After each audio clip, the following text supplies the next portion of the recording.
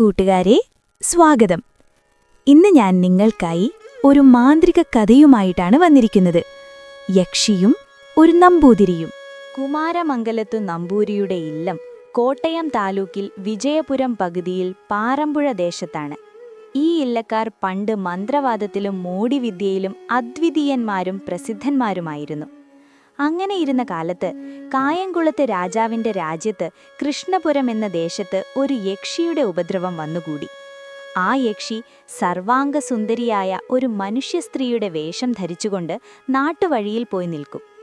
ആ വഴിയിൽ കൂടി പുരുഷന്മാരാരെങ്കിലും വന്നാൽ പുഞ്ചിരി തൂകിക്കൊണ്ട് അടുത്തു ചെന്ന് ഒന്ന് മുറുക്കാൻ തരാമോ എന്ന് ചോദിക്കും. ആ പുഞ്ചിരി കാണുമ്പോൾ തന്നെ മനുഷ്യരായിട്ടുള്ളവരുടെയൊക്കെ മനസ്സ് മയങ്ങിപ്പോകും. മുറുക്കാൻ കൊടുത്തു കഴിയുമ്പോൾ വരണം, നമുക്ക് വീട്ടിലേക്ക് പോകാം, ഊണ് കഴിഞ്ഞിട്ട് പോയാൽ മതി എന്ന് ക്ഷണിക്കും. അതിനെ ധിക്കരിച്ചു പോകാൻ ആർക്കും ധൈര്യമുണ്ടാകാറില്ല. മിക്കവരും വഴി നടന്നും വിശന്നും വളരെ ക്ഷീണിച്ചവരായിരിക്കും. അല്ലെങ്കിലും ആ മോഹനാംഗിയുടെ ക്ഷണത്തെ ഉപേക്ഷിച്ച് എങ്ങനെ പോകും? അത് മനുഷ്യരാൽ സാധ്യമല്ലായിരുന്നു. അതിനാൽ ക്ഷണിച്ചാൽ ഉടനെ സമ്മതിച്ച് എല്ലാവരും അവളുടെ കൂടെ പോകുക പതിവായിരുന്നു. വഴിയിൽ നിന്ന് കുറച്ചു ദൂരം പോയാൽ അക്കാലത്ത് ജനവാസമില്ലാത്ത ഒരു വനപ്രദേശമുണ്ടായിരുന്നു. ആ കൊടുങ്കാട്ടിൽ ചെല്ലുമ്പോൾ ആ സുന്ദരി വേഷം മാറി തന്റെ സ്വന്തം വേഷം ധരിക്കും. ഏറ്റവും ഭയങ്കരിയായ ആ യക്ഷിയുടെ വേഷം കാണുമ്പോൾ തന്നെ മനുഷ്യരെല്ലാം ബോധം കെട്ട് നിലത്തു വീഴും. ഉടനെ യക്ഷി അവരെ പിടിച്ച് ചീന്തി ചോര കുടിച്ച് കൊല്ലുകയും ചെയ്യും. ഇങ്ങനെയായിരുന്നു പതിവ്.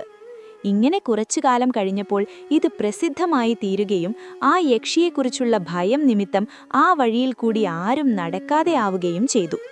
അപ്പോൾ യക്ഷി രാജ്യവാസികളെ തന്നെ ഉപദ്രവിച്ചു തുടങ്ങി. അതിനാൽ അവിടെ ആർക്കും പുറത്തിറങ്ങി സഞ്ചരിക്കാൻ നിവൃത്തിയില്ലാതെയായിത്തീർന്നു. അതറിഞ്ഞ് തായംകുളത്ത് രാജാവ് ഈ യക്ഷിയെ അവിടെ നിന്ന് ഒഴിച്ചുവിടുന്നതിനായി അനേകം മന്ത്രവാദികളെ അവിടെ വരുത്തി. അവരെല്ലാവരും പഠിച്ച വിദ്യകളെല്ലാം പ്രയോഗിച്ചു നോക്കിയിട്ടും യാതൊരു ഫലവും ഉണ്ടായില്ലെന്ന് മാത്രമല്ല, ആ യക്ഷി ചില മന്ത്രവാദികളുടെ കഥ കഴിക്കുകയും കൂടി ചെയ്തു. അതിനാൽ കായംകുളത്തെ രാജാവ് ഏറ്റവും വിഷണ്ണനായും തീർന്നു. അങ്ങനെയിരുന്നപ്പോൾ തെക്കുംകൂർ രാജാവിന്റെ രാജ്യത്ത് പാറമ്പുഴ എന്ന ദേശത്ത് കുമാരമംഗലം എന്നില്ലപ്പേരായിട്ട് ഒരു നമ്പൂരിയുണ്ടെന്നും അദ്ദേഹം വലിയ മാന്ത്രികനാണെന്നും അദ്ദേഹത്തെ വരുത്തിയാൽ ഈ യക്ഷിയെ നിഷ്പ്രയാസം ഇവിടെ നിന്ന് ഓടിച്ചു കളയുമെന്നും ആരോ കായംകുളത്ത് രാജാവിനെ ഗ്രഹിപ്പിച്ചു. ഉടനെ കായംകുളത്ത് രാജാവ് ആ നമ്പൂരിയെ അങ്ങോട്ട് പറഞ്ഞയക്കാമെന്ന് തെക്കുംകൂർ രാജാവിന്റെ പേർക്ക് എഴുതി അയക്കുകയും തെക്കുംകൂർ രാജാവ് നമ്പൂരിയെ അവിടെ പറഞ്ഞയക്കുകയും ചെയ്തു. നമ്പൂരി കായംകുളത്തെത്തി രാജാവിനെ കണ്ടപ്പോൾ സംഗതികളെല്ലാം രാജാവ് നമ്പൂരിയെ ഗ്രഹിപ്പിച്ചു. നമ്പൂരി കുളിയും ഊണും കഴിച്ചതിന്റെ ശേഷം കൃഷ്ണപുരത്തേക്ക് പോയി. അദ്ദേഹം ഒരു വഴിപോക്കന്റെ ഭാവത്തിൽ വഴിയിൽ കൂടി പോയപ്പോൾ യക്ഷി പതിവ് പോലെ മനുഷ്യസ്ത്രീയുടെ വേഷം ധരിച്ചുകൊണ്ട് നമ്പൂരിയുടെ അടുക്കൽ ചെന്ന് മുറുക്കാൻ ചോദിച്ചു. ഉടനെ നമ്പൂരി ചിരിച്ചുകൊണ്ട്, മുറുക്കാൻ മാത്രമല്ല, എന്റെ കൂടെ വന്നാൽ നിനക്ക് വേണ്ടതെല്ലാം ഞാൻ തന്നുകൊള്ളാം എന്ന് പറയുകയും അതിനിടയ്ക്ക് അദ്ദേഹം ഒരു മന്ത്രം ജപിച്ച് യക്ഷിയെ ബന്ധിക്കുകയും ചെയ്തിട്ട് നേരെ വടക്കോട്ട് നടന്നു തുടങ്ങി. നമ്പൂരിയുടെ മന്ത്രശക്തി കൊണ്ട് ഒഴിഞ്ഞു പോകാൻ നിവൃത്തിയില്ലാതെയാവുകയാൽ യക്ഷി മനുഷ്യസ്ത്രീയുടെ വേഷമായിട്ട് തന്നെ അദ്ദേഹത്തിന്റെ പിന്നാലെ ചെന്നു. അസ്തമിച്ച് നേരം വെളുക്കുന്നതിനു മുമ്പ് നമ്പൂരി യക്ഷിയോടുകൂടി ഇല്ലത്തെത്തി. അപ്പോഴും യക്ഷി മനുഷ്യസ്ത്രീയുടെ വേഷം തന്നെയാണ് ധരിച്ചിരുന്നത്. ആ സ്ത്രീയെ കണ്ടിട്ട് ഇല്ലത്തുള്ള അന്തർജനങ്ങളും മറ്റും ഇവൾ ഏതാണ്, എന്തിനാണ് വന്നത് എന്ന് മറ്റും ചോദിച്ചു.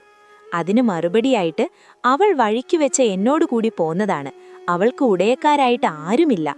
അവൾ ഒരു അഗതിയാണ്.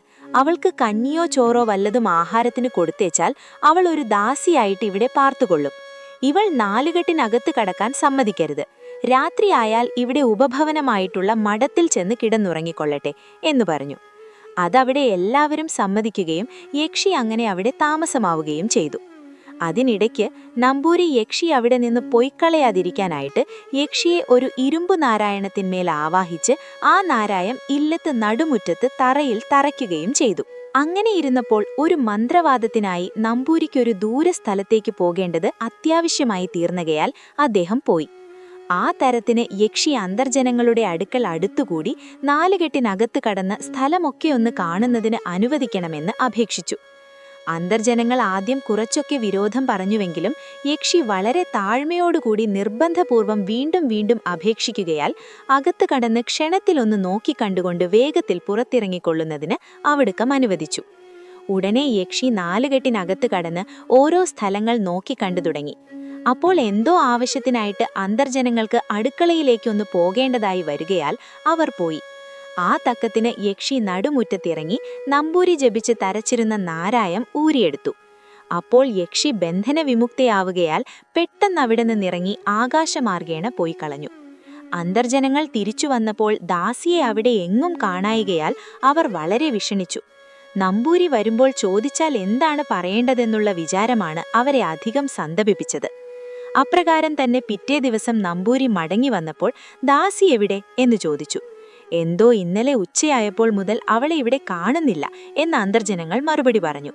ഉടനെ നമ്പൂരി നടുമുറ്റത്തിറങ്ങി നോക്കിയപ്പോൾ താൻ യക്ഷിയെ ആവാഹിച്ച് ജപിച്ച് തറച്ചിരുന്ന നാരായം അവിടെ കാണായികയാൽ ആ ദാസി നാലുകെട്ടിനകത്ത് കടന്നു ഇല്ലേ എന്ന് ചോദിച്ചു.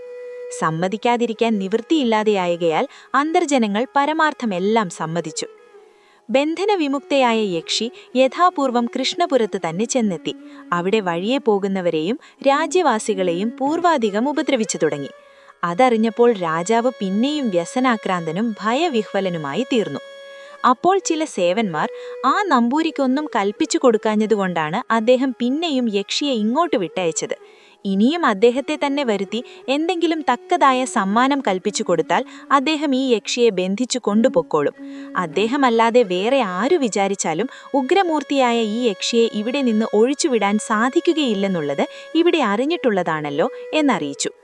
അത് ശരിയാണെന്ന് തോന്നിയകയാൽ രാജാവ് പിന്നെയും തെക്കുംകൂർ രാജാവിന്റെ പേർക്ക് എഴുതിയയച്ച് കുമാരമംഗലത്ത് നമ്പൂരിയെ വരുത്തി യക്ഷിയുടെ ഉപദ്രവം പൂർവാധികമായി പിന്നെയും തുടങ്ങിയിരിക്കുന്ന വിവരം പറഞ്ഞു. യക്ഷി തന്റെ പിടിയിൽ നിന്ന് വിട്ടുപോയതിന്റെ കാരണം നമ്പൂരി അവിടെ അറിയിക്കുകയും ചെയ്തു.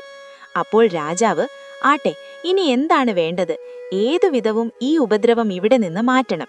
ഇനിയും ഇങ്ങോട്ട് വരികയുമരുത്. അതിന് തക്കവണ്ണം എന്തെങ്കിലും ചെയ്യണം. അത് അങ്ങ് വിചാരിച്ചാലല്ലാതെ സാധിക്കുകയില്ല. ഈ ഉപദ്രവം ഇവിടെ വരാതിരിക്കത്തക്കവണ്ണം ഒഴിച്ചാൽ അതിലേക്ക് എന്ത് വേണമെങ്കിലും തരാൻ ഞാൻ തയ്യാറാണെന്ന് പറഞ്ഞു. ഉടനെ നമ്പൂരി, പ്രതിഫലമൊന്നും കിട്ടാഞ്ഞിട്ടും മനഃപൂർവമായും ഞാൻ ഈ യക്ഷിയെ ഇങ്ങോട്ട് വിട്ടയച്ചത് അല്ലെന്ന് മുമ്പേ ഇവിടെ അറിയിച്ചുവല്ലോ. ഞാൻ ഇങ്ങനെയുള്ള കാര്യത്തിൽ പ്രതിഫലം ആഗ്രഹിക്കാറില്ല.